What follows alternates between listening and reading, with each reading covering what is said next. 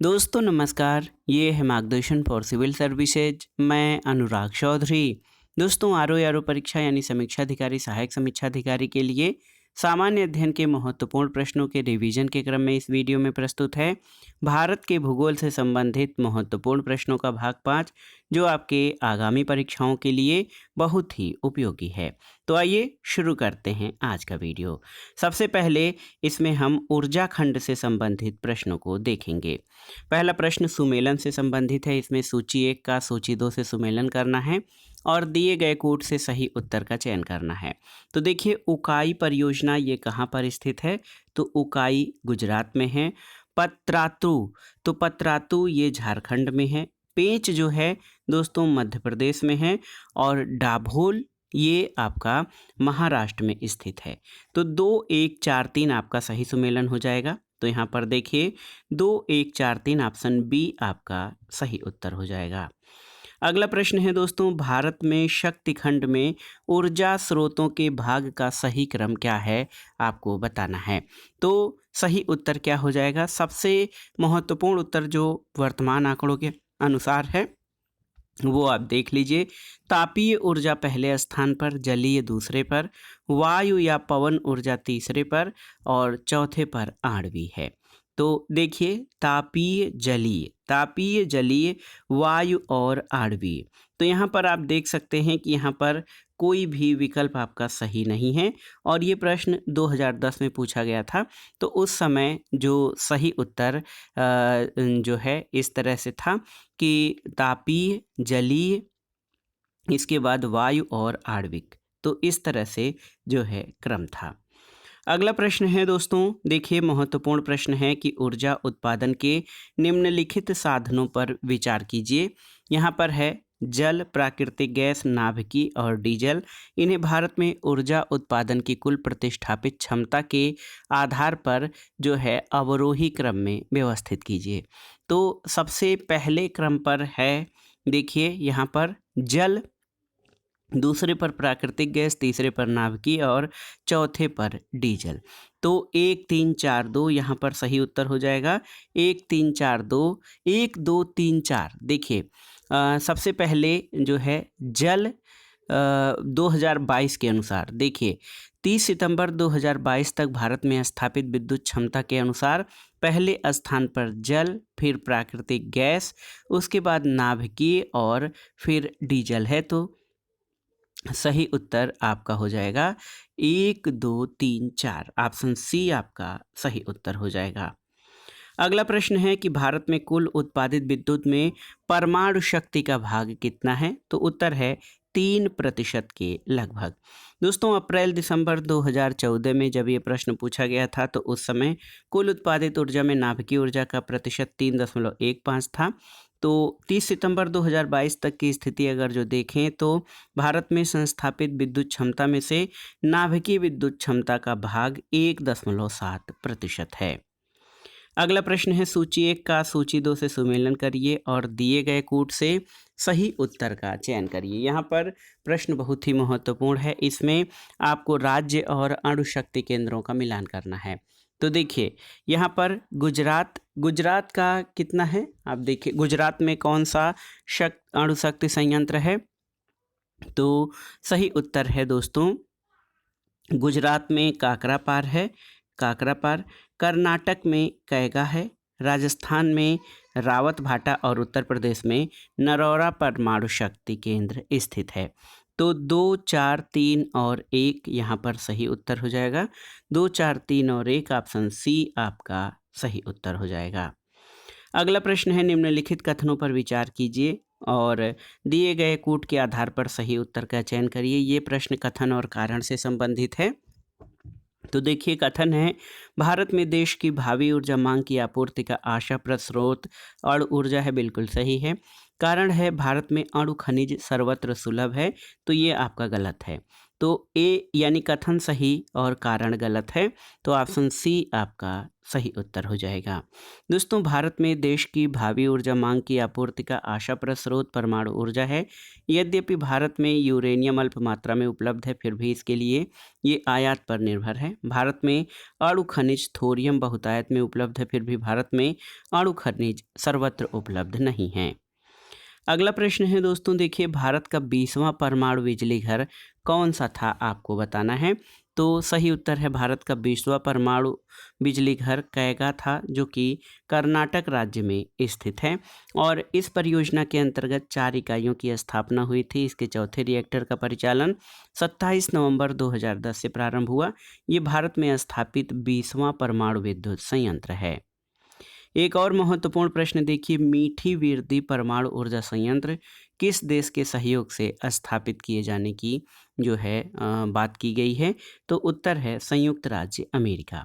देखिए, मीठी विरदी परमाणु ऊर्जा संयंत्र अमेरिका के सहयोग से गुजरात के भावनगर जिले में स्थापित किया गया है और इसकी घोषणा वर्ष 2008 में भारत अमेरिका असैन्य परमाणु समझौते पर हस्ताक्षर के बाद की गई थी। मार्च 2015 में 6000 मेगावाट की इस परियोजना को केंद्रीय पर्यावरण, वन और जलवायु परिवर्तन मंत्रालय द्वारा तटीय नियामक क्षेत्र की स्वीकृति प्रदान की गई थी। अगला प्रश्न है कि निम्न राज्यों में कौन सा पवन ऊर्जा के उत्पादन में प्रथम स्थान पर है। ऑप्शन है गुजरात, महाराष्ट्र, कर्नाटक और राजस्थान। तो सही उत्तर है गुजरात।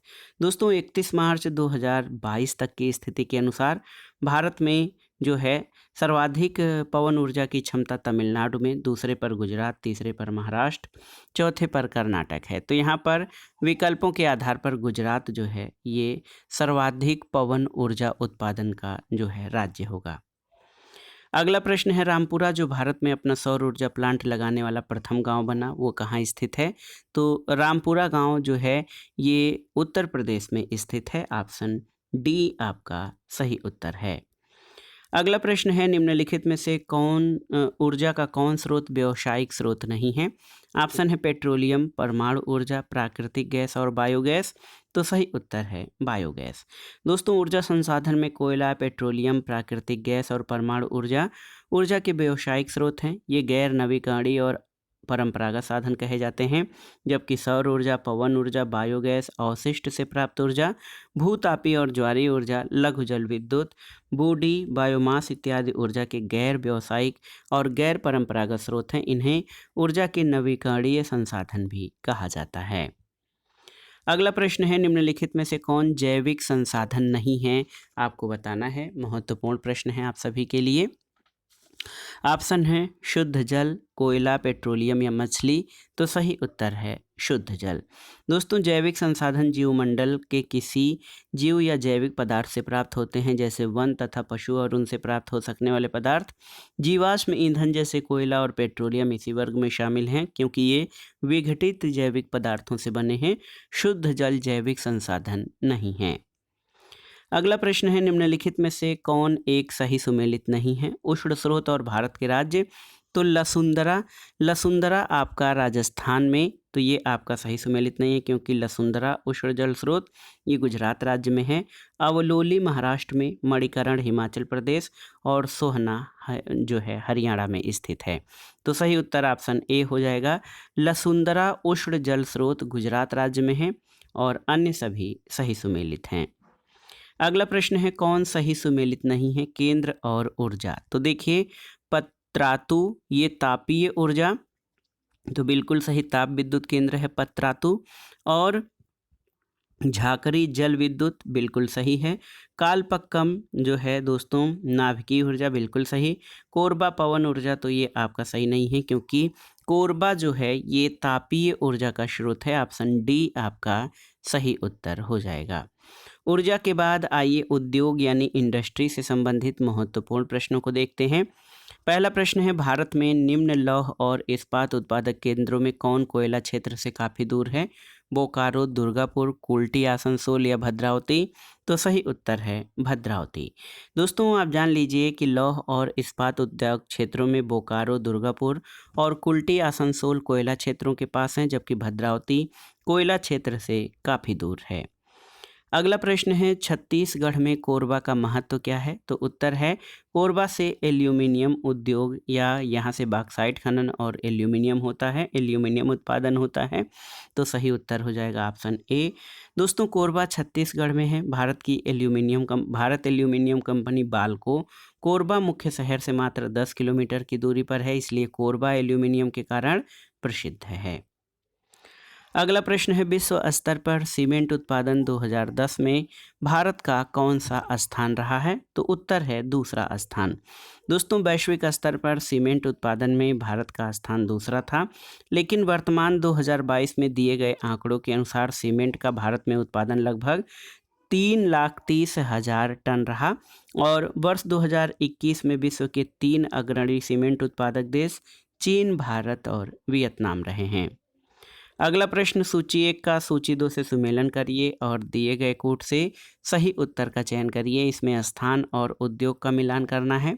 तो विशाखापत्तनम ये पोत निर्माण के लिए, मूरी दोस्तों ये एल्यूमिनियम उद्योग के लिए, गुड़गांव मोटर गाड़ियों के लिए और पनकी जो है ये उर्वरक के लिए प्रसिद्ध है।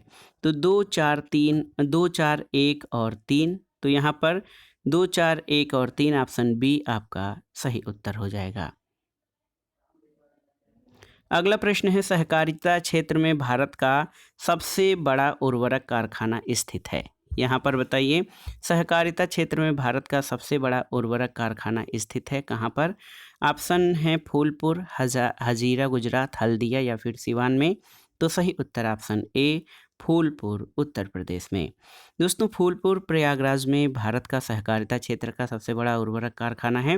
3 नवंबर 1967 को स्थापित इफको यानी Indian farmers fertiliser cooperative limited की फूलपुर इकाई में अमोनिया और यूरिया यूनिट की स्थापना क्रमशः 1981 और 1997 में हुई थी।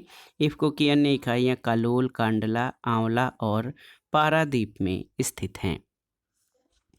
अगले प्रश्न पर आते हैं। महत्वपूर्ण प्रश्न है कि 1818 में पहला सूती वस्त्र कारखाना किस क्षेत्र में शुरू हुआ था? तो उत्तर है पश्चिम बंगाल के फोर्ट ग्लास्टर में, याद रखिएगा।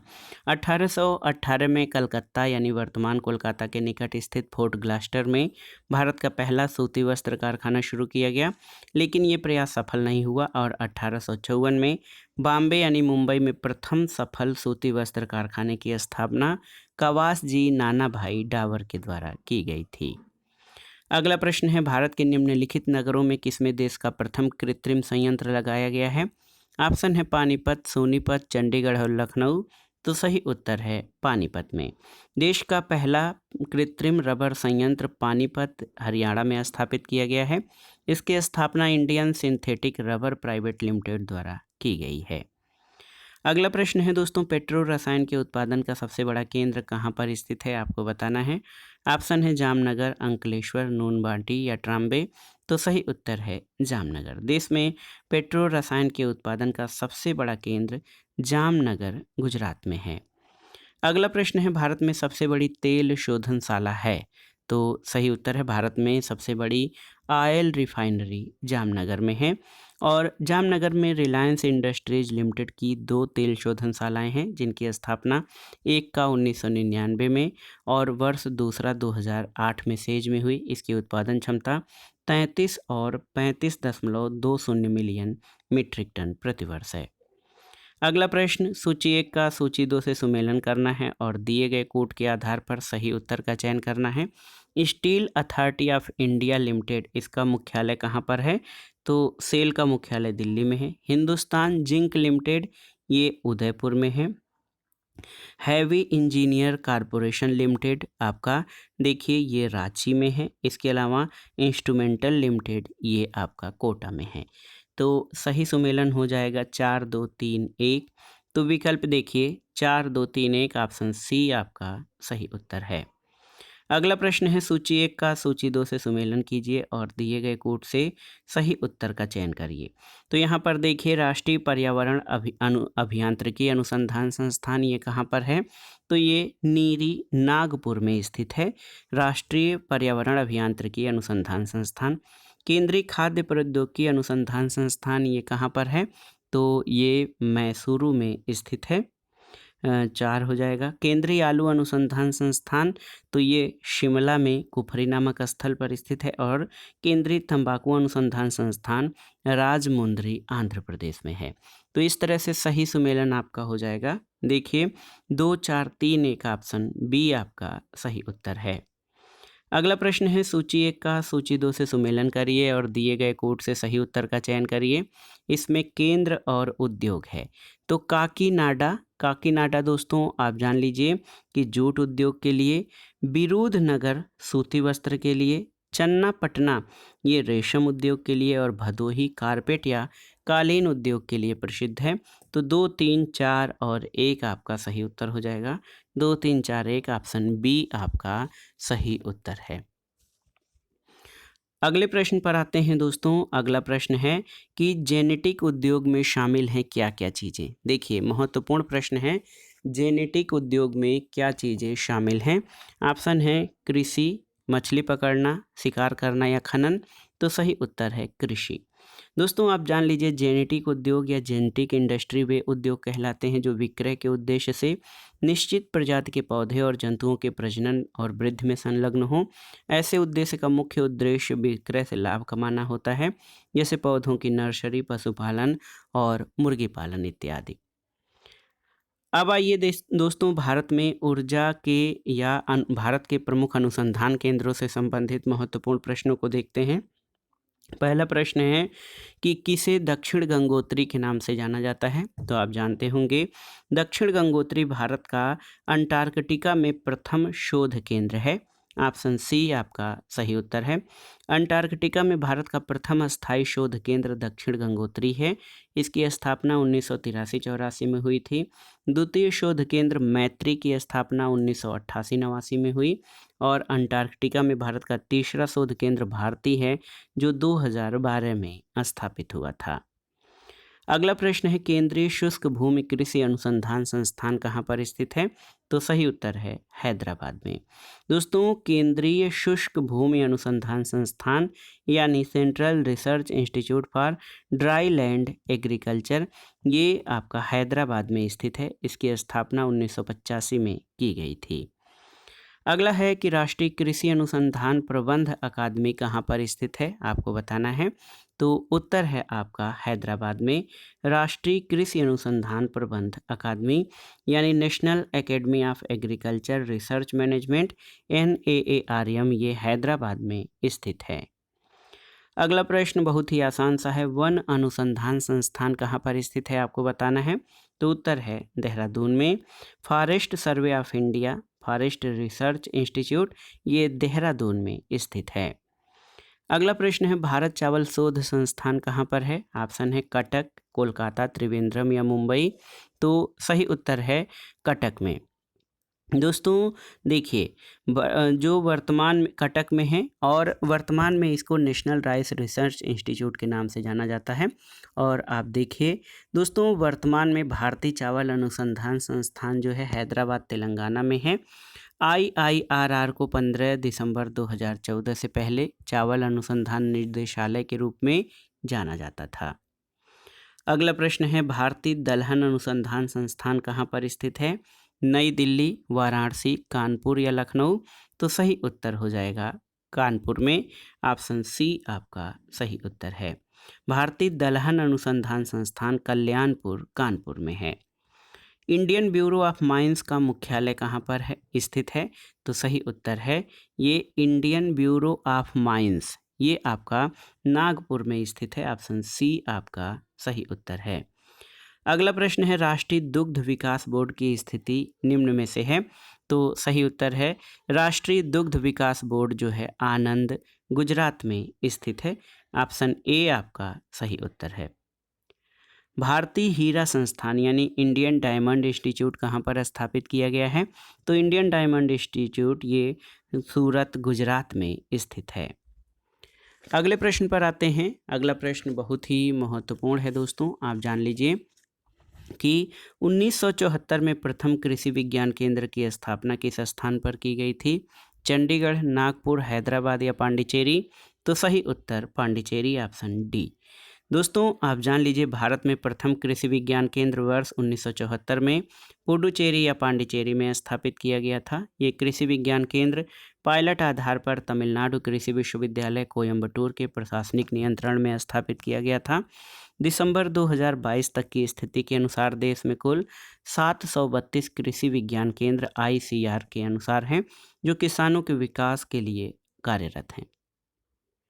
अब आइए परिवहन से संबंधित महत्वपूर्ण प्रश्नों को देखते हैं। पहला प्रश्न है, राष्ट्रीय महामार्ग संख्या 4 नहीं गुजरता है कहाँ से? ऑप्शन है आंध्र प्रदेश, कर्नाटक, महाराष्ट्र या तमिलनाडु। तो सही उत्तर है, जब ये प्रश्न 2010 में पूछा गया था तो राष्ट्रीय राजमार्ग संख्या 4 महाराष्ट्र, आंध्र प्रदेश, कर्नाटक और तमिलनाडु से होकर जाता था। 2010 में राष्ट्रीय राजमार्गों के पुनर्गठन के बाद या पुनरीकरण के बाद NH4 अब NH48 में परिवर्तित हो गया है। वर्तमान में NH4 का विस्तार अंडमान और निकोबार द्वीप समूह में है, जिसकी कुल लंबाई 330.70 किलोमीटर है। यहाँ पर स्टार हो जाएगा इस प्रश्न का उत्तर। अगला प्रश्न है, भारत के निम्न राज्यों में किसके प्रांतीय राजमार्गों की सकल लंबाई सबसे अधिक है? तो उत्तर है महाराष्ट्र के। दोस्तों महत्वपूर्ण प्रश्न है, देखिए basic road statics of India 2018-19 के अनुसार दिए गए राज्यों में प्रांतीय राजमार्गों की सकल लंबाई जो है, महाराष्ट्र में सर्वाधिक 32,005 किलोमीटर, गुजरात में 16,746, राजस्थान में 15,061 और उत्तर प्रदेश में 7,427 रही है। अगला प्रश्न है, भारत के किस राज्य में प्रदेश राजमार्ग की लंबाई सर्वाधिक है? ऑप्शन है आपके उत्तर प्रदेश, बिहार, मध्य प्रदेश और महाराष्ट्र। तो सही उत्तर महाराष्ट्र में। अगला प्रश्न है, दो राष्ट्रीय राजमार्ग कन्याकुमारी श्रीनगर राजमार्ग और पोरबंदर सिलचर राजमार्ग जो राष्ट्रीय राजमार्ग विकास परियोजना के अंतर्गत निर्मित हो रहे हैं, एक दूसरे से कहां पर मिलेंगे? तो सही उत्तर है झांसी में। ऑप्शन सी सही उत्तर है। दोस्तों पूर्व पश्चिम गलियारा सिलचर को पोरबंदर से और उत्तर दक्षिण गलियारा श्रीनगर को कन्याकुमारी से जोड़ता है। ये गलियारे एक दूसरे को झांसी उत्तर प्रदेश में काटते हैं, इसलिए झांसी को दोनों दिशाओं का केंद्र बिंदु माना गया है। अगला प्रश्न है, भारत के रेल मंत्रालय की बुलेट ट्रेन चलाने की योजना है किसके मध्य? तो सही उत्तर है मुंबई और अहमदाबाद के मध्य, और ये बुलेट ट्रेन संचालित हो रही है। अगला प्रश्न है, भारत में निम्न राज्यों में से कौन रेल सेवा से वंचित है? त्रिपुरा, मेघालय, अरुणाचल प्रदेश और मिजोरम। तो सही उत्तर है मेघालय। देखिए बहुत ही महत्वपूर्ण प्रश्न है, ये प्रश्न 2013 में पूछा गया था, लेकिन 29 नवंबर 2014 को प्रधानमंत्री नरेंद्र मोदी ने मेघालय के मेदिनी पत्थर से असम के गुवाहाटी तक के रेल निर्माण पथ पर रेल संचालन का शुभारंभ किया।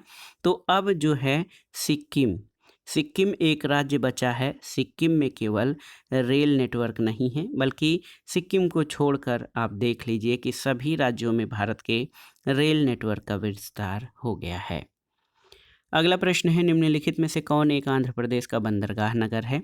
ऑप्शन है काकीनाडा, नेल्लौर, आनगोले या विजयनगरम। तो सही उत्तर है काकीनाडा। दोस्तों काकीनाडा आंध्र प्रदेश का मुख्य बंदरगाह नगर है। ये एंकरेज और डीप वाटर पोर्ट है। अगला प्रश्न है, निम्न में से कौन सा तट कोच्चि बंदरगाह से संबंधित है? मालाबार, कोंकण, कोरोमंडल या उत्तरी सरकार। तो सही उत्तर है मालाबार तट, ऑप्शन ए। दोस्तों कोच्चि बंदरगाह केरल में मालाबार तट के सहारे एक सुंदर प्राकृतिक बंदरगाह है, जिसे वर्ष भर प्रयोग किया जा सकता है। अगला प्रश्न है, भारत के निम्नलिखित बंदरगाहों में कौन सा एक ओडिशा तट पर स्थित है? ऑप्शन देखिए हल्दिया, मुंबई, पारादीप और विशाखापत्तनम। तो सही उत्तर है पारादीप। पारादीप बंदरगाह ये ओडिशा में स्थित है। यहाँ से मुख्यतः देखिए जापान को लौह अयस्क का निर्यात किया जाता है। अगला प्रश्न है, वर्तमान मुंबई बंदरगाह के दबाव को कम करने के लिए कौन से पत्तन का निर्माण किया गया है? तो सही उत्तर है ये आपका न्हावा शेवा यानी जवाहरलाल नेहरू पत्तन। दोस्तों न्हावा शेवा पत्तन या जवाहरलाल नेहरू पत्तन मुंबई बंदरगाह के दबाव को कम करने के लिए महाराष्ट्र में स्थापित किया गया है। अगला प्रश्न है, गंगा नदी के निम्नलिखित में से किस भाग को राष्ट्रीय जलमार्ग घोषित किया गया है? ऑप्शन है हरिद्वार से कानपुर, कानपुर से प्रयागराज, नरौरा से पटना और प्रयागराज से हल्दिया। तो सही उत्तर है प्रयागराज से हल्दिया तक को नेशनल वाटरवेज के रूप में जो है विकसित किया गया है। गंगा नदी को प्रयागराज से हल्दिया तक के भाग को राष्ट्रीय जलमार्ग संख्या 1 घोषित किया गया है। इसकी कुल लंबाई 1620 किलोमीटर है और ये देश का सबसे लंबा आंतरिक जलमार्ग है। अगला प्रश्न है कोंकण रेलवे जोड़ता है किसको? तो उत्तर है कोंकण रेलवे ये रोहा से मंगलौर को जोड़ता है। ऑप्शन बी आपका सही उत्तर है। कोंकण रेलवे महाराष्ट्र के रोहा स्टेशन से प्रारंभ होकर गोवा के मडगांव से गुजरते हुए कर्नाटक के मंगलूरु या मंगलोर स्टेशन पर समाप्त होता है। अगला है कि राजा सांसी अंतर्राष्ट्रीय हवाई अड्डा कहाँ पर स्थित है? तो सही उत्तर है अमृतसर में। दोस्तों राजा सांसी अंतर्राष्ट्रीय हवाई अड्डा श्री गुरु रामदास जी अंतर्राष्ट्रीय हवाई अड्डा अमृतसर पंजाब में है। ये हवाई अड्डा अमृतसर अजनाला रोड पर राजा सांसी गांव के निकट है। जबकि हैदराबाद में राजीव गांधी अंतर्राष्ट्रीय हवाई अड्डा, नागपुर में डॉक्टर बाबा साहब अम्बेडकर अंतर्राष्ट्रीय हवाई अड्डा और चेन्नई में चेन्नई अंतर्राष्ट्रीय हवाई अड्डा स्थित है। अब आइए प्रमुख पर्यटन स्थलों से संबंधित प्रश्नों को देखते हैं। सूची 1 का सूची 2 से सुमेलन करना है पर्यटन स्थल का उनके राज्यों से। देखिए चक्राता, तो चक्राता दोस्तों उत्तराखंड में स्थित है, देहरादून में। हाफलांग ये असम राज्य में स्थित है। कालिम्पोंग, तो कालिम्पोंग ये पश्चिम बंगाल के दार्जिलिंग जिले में है और कुफरी हिमाचल प्रदेश में है। 3, 1, 2, 4। देखिए 3, 1, 2, 4 आपका सही उत्तर है। ऑप्शन सी सही उत्तर हो जाएगा। दोस्तों आप देख लीजिए कि चक्राता वर्तमान में उत्तराखंड के देहरादून जिले में है। हाफलांग असम के दीमा हसाओ जिले का एक कस्बा है। कालिम्पोंग पश्चिम बंगाल के दार्जिलिंग जिले में स्थित हिल स्टेशन है और कुफरी ये हिमाचल प्रदेश में शिमला से मात्र 20 किलोमीटर की दूरी पर स्थित है। अगला प्रश्न है भारत में निम्नलिखित नगरों में किसे गुलाबी नगरी कहते हैं? तो जयपुर राजस्थान को गुलाबी नगरी कहा जाता है। अगला प्रश्न है दोस्तों भारतीय पर्यटन मंत्रालय ने भारत में पर्यटन को प्रोत्साहित करने के लिए किस अवधारणा को लोकप्रिय करने का उपयोग किया है? आपको बताना है। ये बहुत ही महत्वपूर्ण प्रश्न है। देखिए ऑप्शन है आपके ईश्वर का देश, पूर्व का मोती, सुंदर भारत या अतुल्य भारत। तो सही उत्तर है अतुल्य भारत यानी इनक्रेडिबल इंडिया। तो याद रखिएगा भारतीय पर्यटन मंत्रालय ने भारत में पर्यटन को प्रोत्साहित करने के लिए अतुल्य भारत या इनक्रेडिबल इंडिया जो है टैगलाइन का प्रयोग किया है भारत में पर्यटन को प्रोत्साहित और बढ़ावा देने के लिए। तो दोस्तों ये था आज का वीडियो।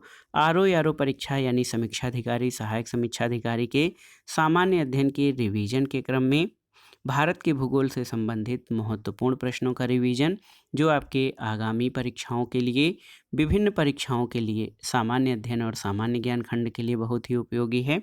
आप इन प्रश्नों को तैयार कर लीजिए।